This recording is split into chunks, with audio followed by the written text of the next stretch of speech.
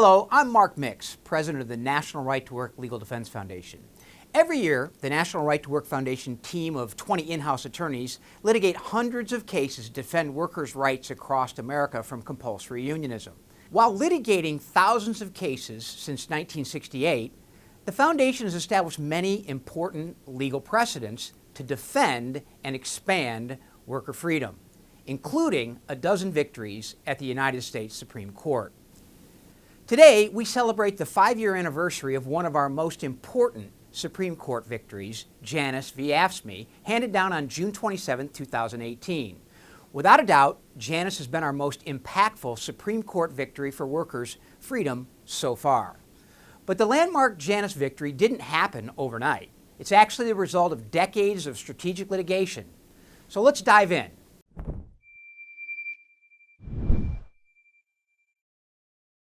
Argued by the National Right to Work Foundation's current legal director, Bill Messenger, the Janus victory affirms the First Amendment right of all public employees to get or keep a job without being forced to pay union dues or fees.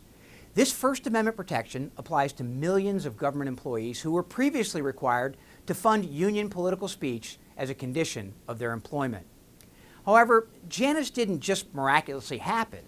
For years, Foundation attorneys filed lawsuits challenging forced union dues as a violation of the First Amendment rights of dissenting workers.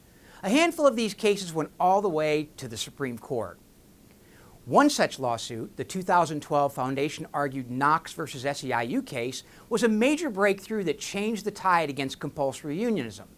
In Knox, the Supreme Court ruled that union officials must obtain employees' affirmative consent before seizing funds for a union-labeled political fightback fund. The Knox victory represented a significant step forward in and of itself. But the decision was especially important because the Knox majority expressed real concerns about compulsory union fees in the public sector and, for the first time, affirmed that such fees are subject to a high standard of First Amendment scrutiny.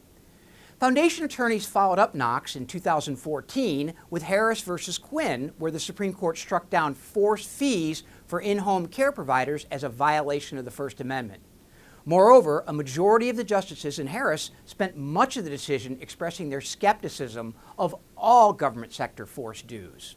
Finally, building on Knox and Harris in early 2018, Foundation staff attorneys argued Janus v. AFSCME at the Supreme Court. In its final day, which is usually reserved for the most important decisions of the term, the court ruled the First Amendment prohibits the government from forcing any government worker to pay forced union dues or fees. The June 2018 decision also agreed with Foundation arguments and ruled that government union bosses cannot seize any money from workers without their affirmative consent.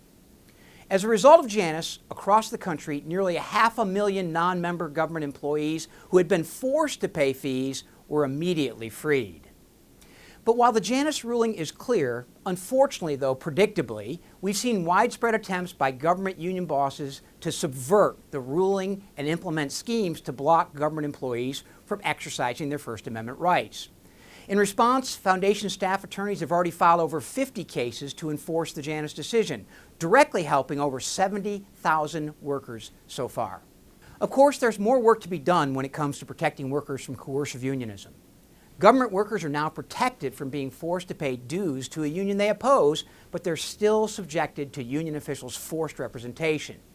That's why, building on Janus, Foundation attorneys filed a case for a group of professors challenging union boss monopoly representation powers as a violation of their First Amendment freedom of association protections. The plaintiffs in the case, Goldstein versus Professional Staff Congress, are 6 City University of New York professors. The professors oppose the union's so-called representation, in particular due to the union's political positions, including consistent denigration of their religious and cultural identity. This groundbreaking case, currently at the Second Circuit Court of Appeals, highlights the First Amendment issues that come with union monopoly representation and could topple the second pillar of forced union power in the public sector. Janus introduced a new wave of Foundation litigation enforcing the decision against union bosses who refused to accept its limits and launching new cases like the Goldstein case, seeking to expand the First Amendment rights of workers opposed to forced unionization. The Foundation will continue to work to expand on Janus and secure more rights for workers. If you have any questions regarding this case, or if you have an issue with union officials violating your rights, please go to the description below and find our website where you can also contact us. Also, be sure to check out the Foundation's YouTube channel for more information on other landmark cases. Thank you for watching.